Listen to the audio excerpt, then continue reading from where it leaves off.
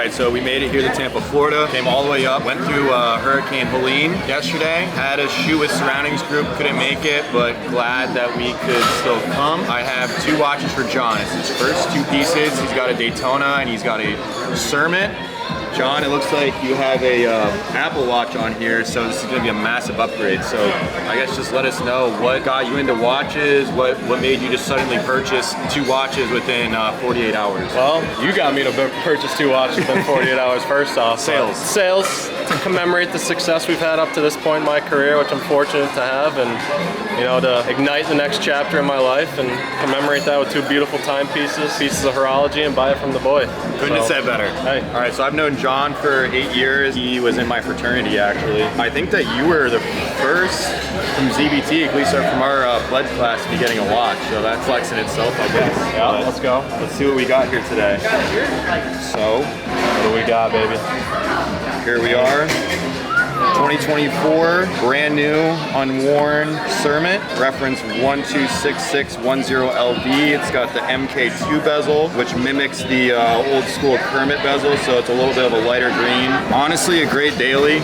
My first watch is a Hulk, so I mean, I recommended this one, said either get a Hulk or something similar to this. Could go black sub, but I think that this is definitely gonna pop quite a bit more than just a plain black ceramic bezel, so I think you made a great choice there. I think so too. That's gorgeous.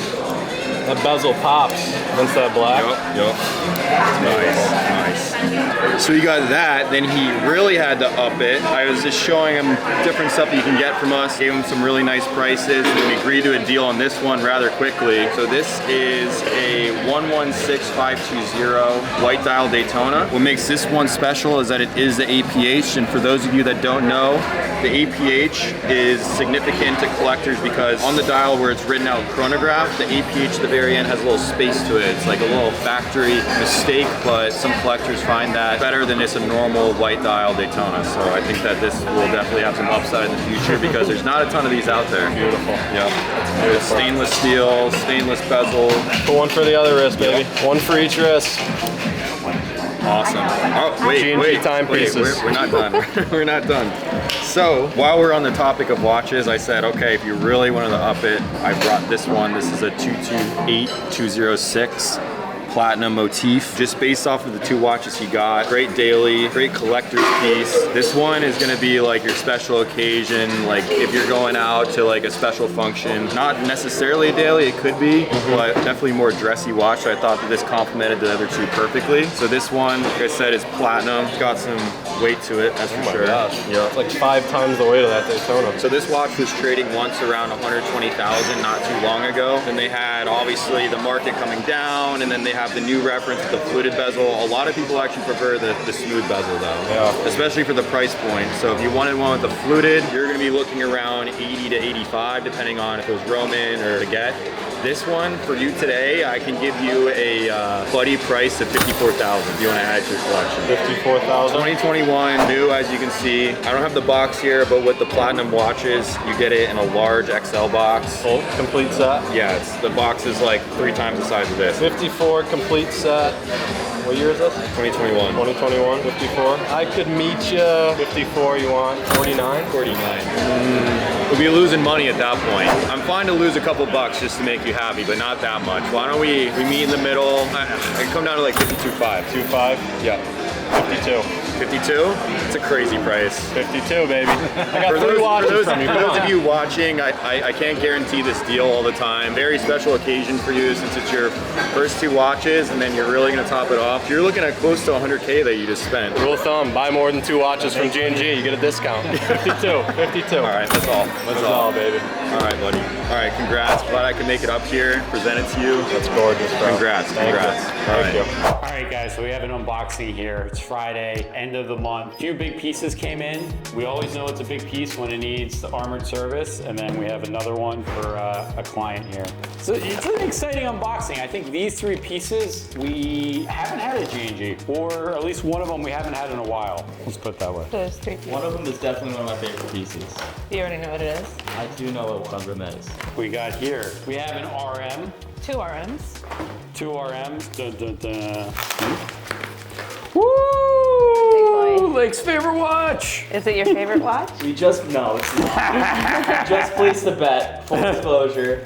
Garrett and I had a little bit of a debate, making another video talking over this as well. Now that they're kind of the same price, what's gonna move quicker, or what's a better buy, I guess, the 6501 or the 7201? So the 6501, when it first came out, it was labeled as Richard Mille's most complicated watch they've ever made. Has a special gearbox, has a split-second chronograph, and it was going for around $1 million. Retail on it right now, I think, is $405 plus tax. Retail on the 7201 is $308 plus tax. When we had customers come in, should I get the 6501 or should I get the 7201? You know, a lot of it depended on their wrist size, and some that were kind of in between. There was a pretty big gap for a really long time. At one point, it was 200 grand between the two, and now the gap has slowly closed. So now at G&G Timepieces, we have a rose gold 6501 with the NTPT size. We have a 7201 rose gold, both for $295,000. Yes, the same price. So now, me and my best bud Lake put a little bet on which is gonna sell first. The 7201, a lot of people that come from other brands, AP, Patek, all these other companies, they don't want a massive chunky RM. A lot of people ask if RM is a fad, and in my opinion, I feel what could be a fad is the chunky, massive piece. But what's not is the comfort and the general utility of the piece. When you want a smaller watch, which a lot of clients coming from AP, Patek, and Rolex do, they don't want something that's so out of the norm for them. They only have two options when it comes to RM. It's 67 and 72. And that's why I believe the 72 and the 67s are really the best investments in the world of RM other than the Nadals and sport model pieces. In terms of more demand for a specific piece, I think there is more new demand for a piece like a 72 than a 65. But I understand your argument as well. So here's my point on the 72, okay? The watch that you love, and I love it too. I wore it for a while. The vertical chronograph on the 72 is very special. The colors, I really like the dimension. The thing with the 72 though, for some people, it is too small. We have some clients that it's been too small on their wrist. And it's a simpler chronograph. What I think is really unique about this is the specialized gearbox, like when you're switching through, you know, the time, the various settings. It is silky, silky smooth. It's concave to the wrist. This version in full gold, I'm not a fan of, but with NTPT, it makes it a little bit lighter. It curves to the wrist, so it is comfortable. And I think you're getting a lot of value. I think the technology here trumps the 7201, but I do like the aesthetic look of the 7201 aesthetically. So I think it's more of a fashion-y piece. If you want to get very technical, I think this is the piece. And I also want to ask Jackie, 7201 or 65? Well, I would like the 6701 personally, but I do love the vertical chronograph, but there's always going to be a demand for like this big chunky watch. There's going to be men that just don't like a small watch and they have to have something massive that's like massive in size but feels light on the wrist and is like aesthetically pleasing but still bold. So I think that definitely there's always going to be a demand for the big watches. There was a time where smaller watches were coming back into trend, but big watches are always going to be a thing because there's always going to be a big guy that can't wear a small watch. It feels like almost like under them. So the bigger chunky watch I think is always going to have a demand. I personally like the 72 though. I got to agree with my boy Lake. And there's always going to be demand for people who understand the main value, at least I see with RM, is a watch you can literally fall asleep on with. You don't feel it on your wrist. Even with this one? It's incredibly comfortable. Let's get the gram scale out. Let's see the difference between the two. This has carbon sides. I know, and that's why I like this. The full rose of this. It's heavy. Yeah, and honestly, the 7201 full rose is heavy because it has the full rose side. Which, like, you hold both of them, and which one do you think is going to weigh more? Which one do you think is going to weigh more? Don't you feel like, I mean, granted, this one has different case size. This is solid 18K gold, but it still feels heavier, right? Look, honestly, they're very, very similar to me. So you can sleep the same? No. This is smaller. This is thinner. You're able to move your wrist. Yeah. Well, I guess it depends on the size of your wrist too, because we have some Depends on the size of the clients that have a massive wrist that it's gonna like probably not even hug their entire circumference on the top. What do we got? 155.7. 143. So 12 grams. Yeah. Even though this is massive, not much. 12 But- grams. 12 grams is like, It's like half of a 6702. Weight of the new Nadal. Yeah. It's like 14. Yeah. Going back full circle, I really like both watches. I really, really do. And do I think this is a perfect size? Do I think this is a perfect size? Honestly, for me, I kind of like, some of the 35 Americas, Bubba Watson, yeah, exactly. I like in between the two, quite honestly, is my size. Every client has their preference. We've had some clients with very small wrists buy something of this size. We've also seen the opposite, where clients that are very tall with bigger wrists have had 72 or 67. So just a matter of preference. I think this is a good value at the moment. So going back to smaller and thinner watches, probably my favorite watch in this unboxing. Back to thinner and smaller watches. This is one of my favorite pieces. We've never had this watch here specifically. This is a tourbillon based on the 16202. So it's the jumbo turb. They only made this in 2 different metals. They made this in the steel and they made it with the rose gold. This piece is freaking beautiful. Obviously, 16202 is one of my favorite watches. We sell a ton of them.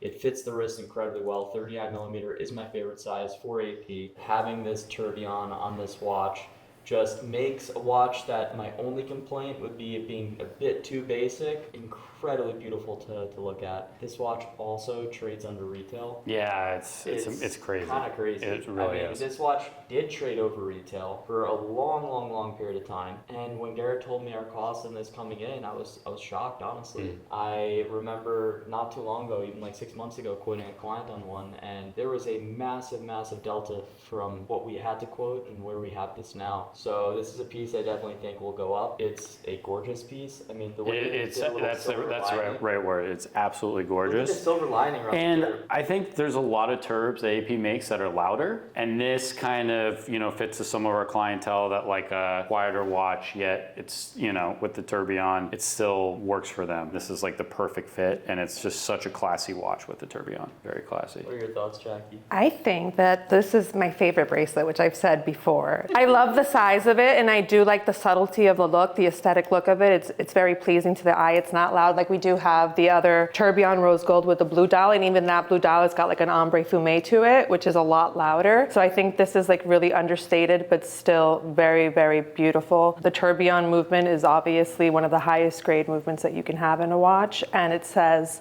a lot without being overly loud. So it's really beautiful timepiece. Okay, so here we have a new release from Richard Mille that came out, I think midway through 2023, and everyone was kind of like, whoa, what is this? And here we have it, the new RM 3001.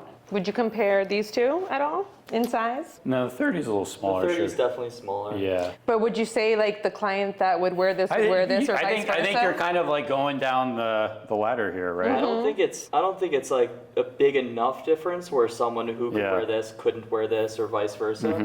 I think that this one is kind of the one that kind of like sticks out. Is the breaking point, yeah. Yeah. It's an interesting watch.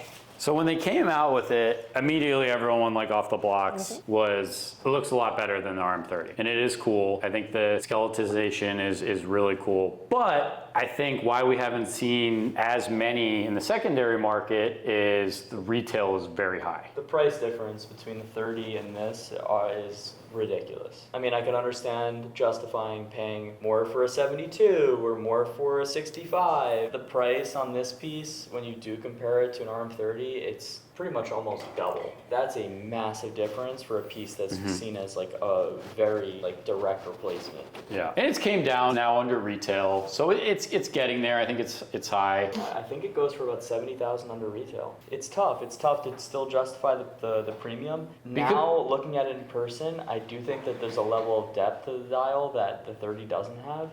That's kind of selling me a bit more in the piece. I think it really is a piece you need to see in person. I think I was thrown off a bit by the colors inside the dial upon seeing it online. I am definitely a bigger fan in person. It's definitely a cool piece. Yeah, no, it's really cool. I like it more obviously than the 30. The 30 retail was 200,000. They're reselling around that. This is now starting to come down. I think the delta should be maybe 30,000. What do you think? Yeah, no, I think 30,000 is a very, very fair delta. Yeah, it's definitely cooler. I mean, but it has the same functionality from what I'm seeing here. Oh, not same functionality for the most part, but just definitely a cooler skeletonization. Like a little bit like a racetrack inside the dial. Yeah. That's like what I just see when I look at it. Guys, those are the watches that came in today. We have a couple other watches that came in on trade that I actually picked up yesterday, so we can go over those and do it in another video, but always getting very unique pieces. at G&G. Obviously, a lot of pieces that we haven't ever received in the past. We have gotten the 6501, but in terms of 3001 and the new Turb, these are new for us, and honestly, I'm very, very happy with today's unboxing. It's amazing every day when we get to come to work, excited at looking at new watches. I ran down to pick that up, sweating like crazy. Hot out here in Miami. What we love at G&G is always seeing the new watches that come out, getting them in our hands, so always fun.